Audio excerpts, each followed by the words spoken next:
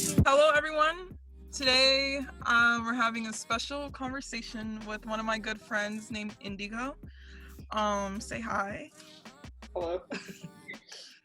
So if you haven't already, please subscribe, hit the bell button, and stay tuned for any more future conversations I might have with her or just in general. So today I reached out to Indigo because I, for myself in the past, has had experience in I had a polyamorous partnership, or so I thought. And it was like my freshman year of college. I'm actually going to make like a personal video about that. But it was like, no, my second year of college. So I was probably like 19, and it started in a very like toxic way, like an unhealthy way. And I just felt that my experience wasn't really the best way to go about. And so, I mean, I've had that years ago. I'm like 24 now. So it's been some time, about 5 years. And still now I kind of think to myself, like, would I want to get back into a polyamorous relationship or a partnership? Like, what does that even mean to be in a polyamorous relationship? And I've known from like your Instagram posts, and you're open about yourself, which is something I love. And I've seen you mention how you're poly. And so I was like, perfect, I can talk to you, because I personally don't really know if I'm poly or not. And I don't really know how to go about trying to figure that out. So I was interested in getting your perspective. Okay. Yeah.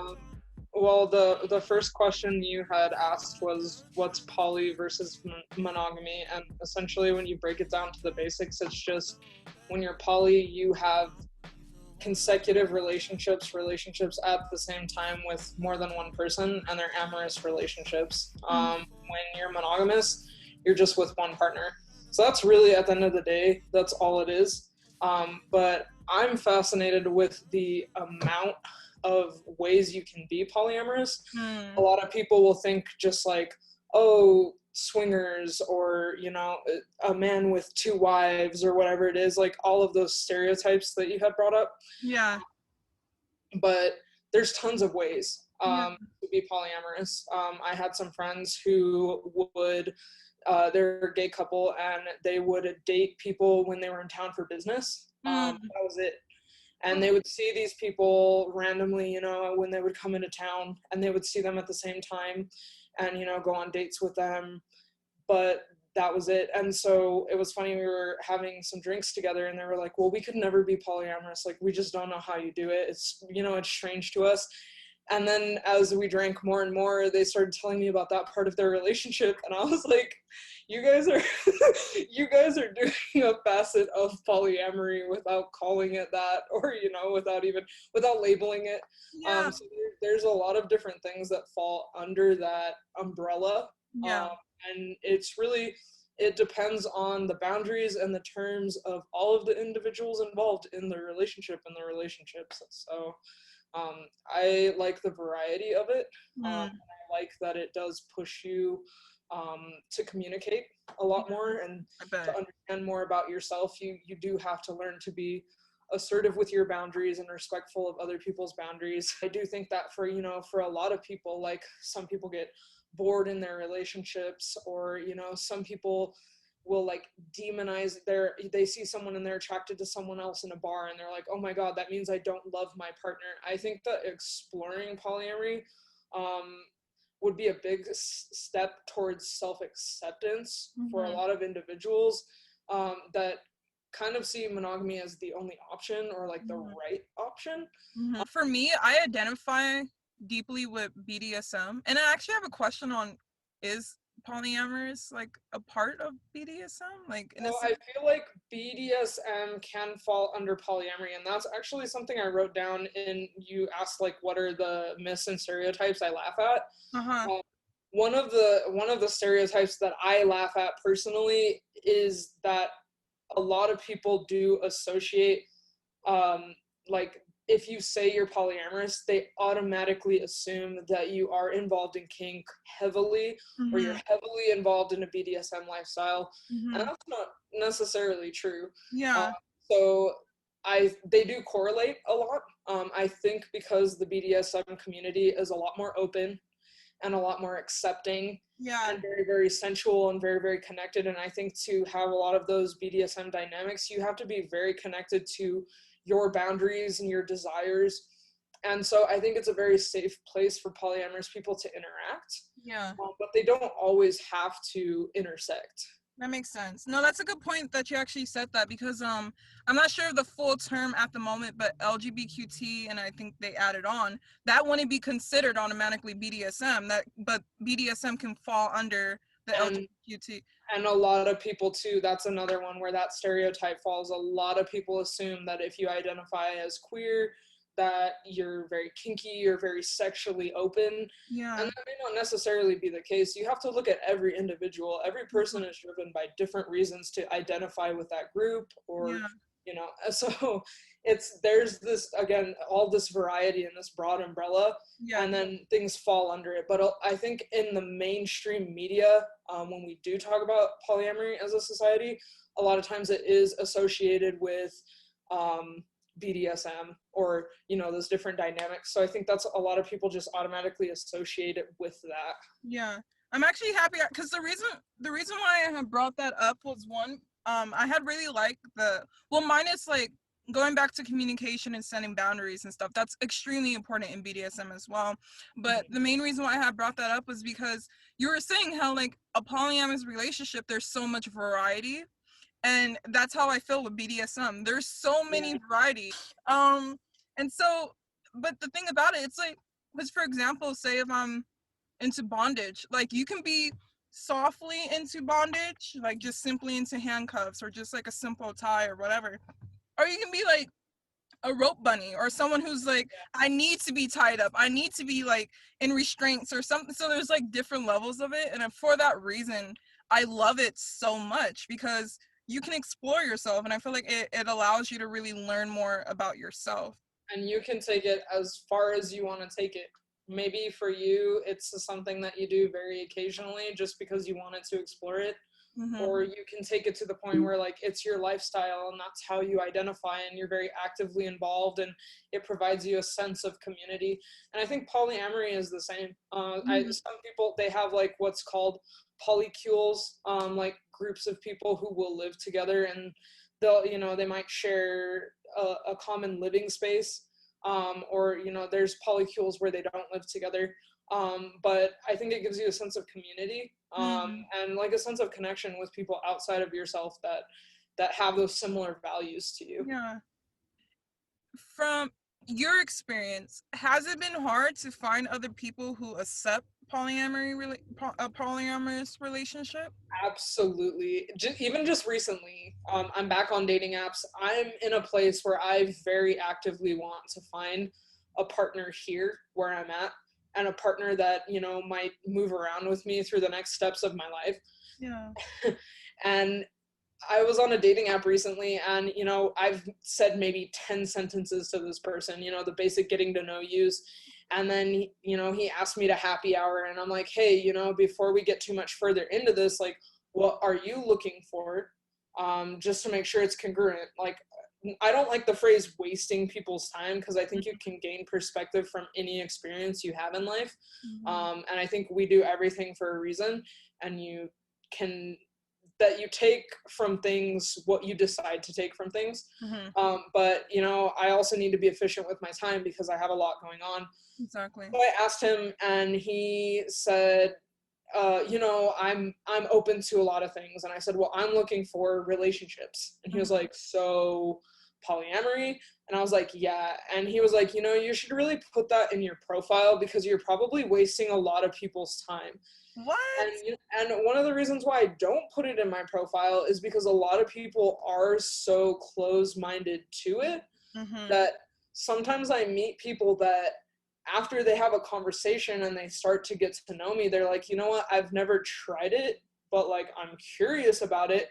Yeah. Versus the instant, like, oh, she's polyamorous. No. Yeah. And so, not to say that I want to persuade anybody, but I feel like there are a lot of people that are open to try it, and I don't feel like I have to be secretive about it either, but I just feel like it's I'd rather get to know somebody and get a feel for their personality before I start throwing out all of those labels, because I do think all those labels are also associated with a lot of, so like I typically keep my sexuality, I'm bisexual, and I usually keep that muted so people can't see it, because people assume things about you based off of how you identify.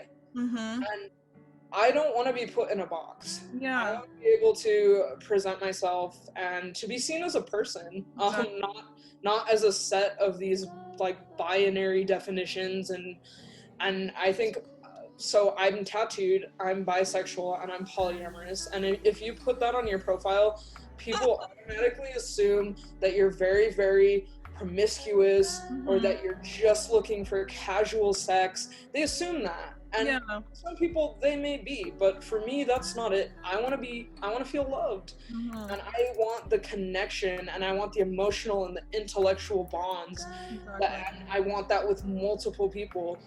But people don't get that when I use those descriptors. So I feel like it is hard to date, hard to figure out how to present yourself in the most honest way possible, but without having to deal with all of that influx of those messages that you don't want to deal with, people objectifying you, or people assuming things about you, or it gets, dating, being polyamorous is hard. I connected a lot to what you said about just basically putting, like, letting someone know you a little bit more before you tell them what you are really into or what you really identify with.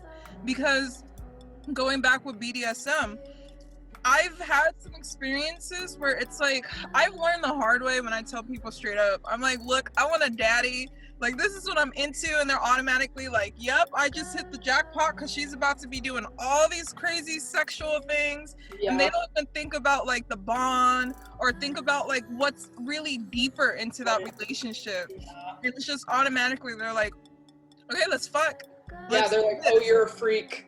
Exactly. I'm like, it might be true, but I feel like that's one of the biggest turnoffs. Like, some people like it, but even if you're kinky, it's like, I feel like having things assumed about you is a huge turnoff. It's like, let me explain myself, or like not feeling like you're seen for who you really are.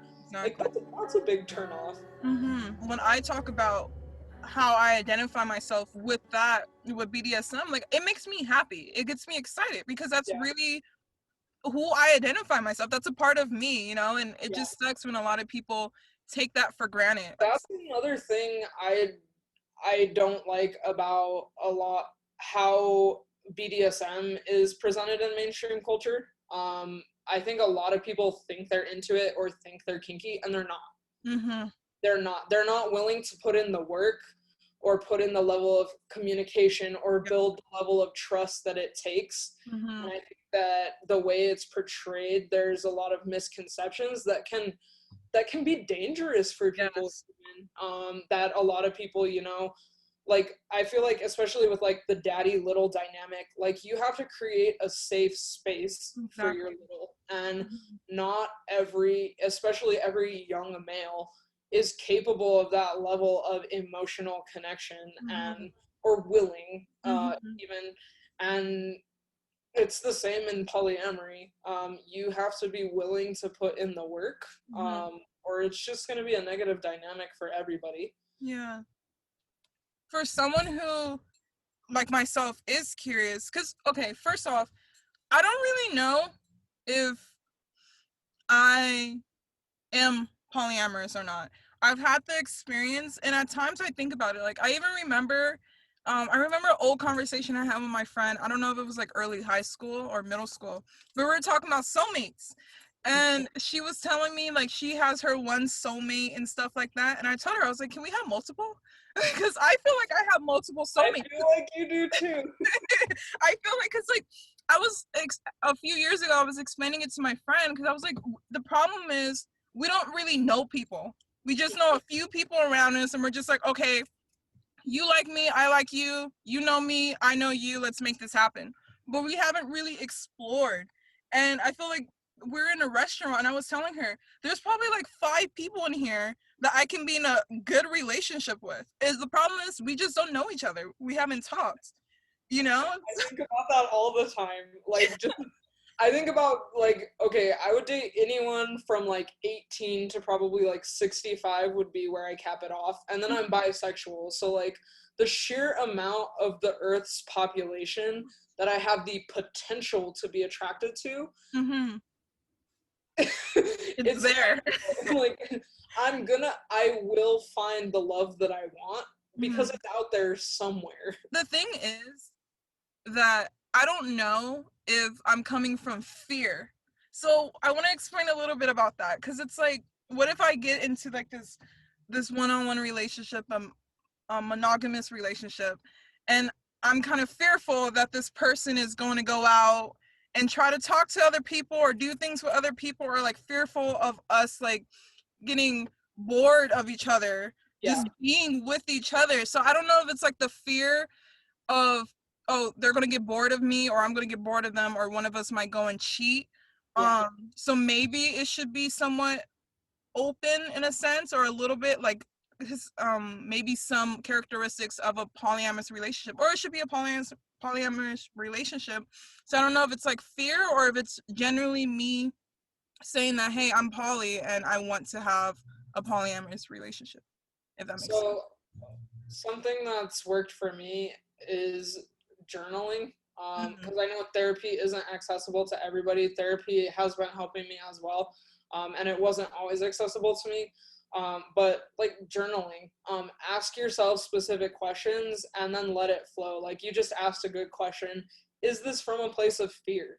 Mm. And then you could ask yourself other questions like, is it bad if it's from a place of fear? Or and then like, is it okay if I let fear be a driving factor in my relationship? And if the answer is no, then what do I want to be the driving factors in my choices in my relationship?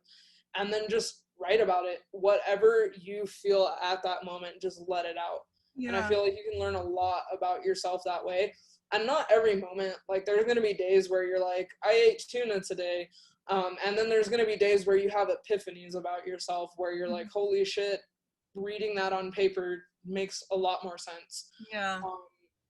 But I feel like you, especially if it's a dynamic that you want to continue to pursue, you have to first understand your boundaries and your motivators. And it's not to say that you need to work through all of that before you start trying, but the more you understand about yourself and the more you understand why you're doing it or what you're looking for, it'll just make it easier for you to move forward with healthier dynamics, Yeah. or dynamics that actually serve what you want, that will gratify you because you've figured out what might work for you, and then you try it, and if you realize it doesn't work for you, then you reassess, and ideally you have a partner that's willing and flexible to reassess with you. But that's another thing, like breaking up in polyamorous relationships, sometimes you outgrow your partners, sometimes you outgrow your partner's desires, and that's not a bad thing. I think learning to let go, and then like learning to not be afraid of impermanence is an important part in any relationship as well.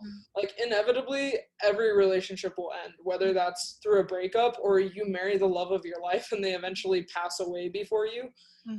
Everything ends. So I think if you also learn to let that go, that really helps as well, because then you can just enjoy things in the present moment, and just let it be what it is. I might not always have this, but I'm going to enjoy this, and then I'm always going to have the memories. And if I make this as healthy as I can and as gratifying as I can for both parties right here and now, I'm always going to, no matter what, I'm always going to have these beautiful memories too. And so, I mean, I feel like I love memories. I'm super, like, I romanticize everything because it's like you get to replay and relive the best moments of your life whenever you want. In a lot of relationships, monogamous and polyamorous, people are so afraid of, being abandoned or like losing someone or being alone. And I think when you learn how to sit with yourself and be alone and you learn how to let things come and go as they please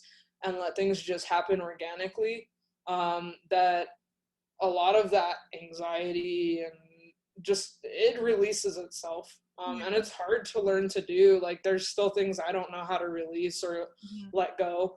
And then also educating yourself. I wrote down a couple Instagrams that I really like. I wrote down 5. Also, like, for me, this is like a classic go-to one. It's an older book. It's called The Ethical Slut. And it's about polyamory.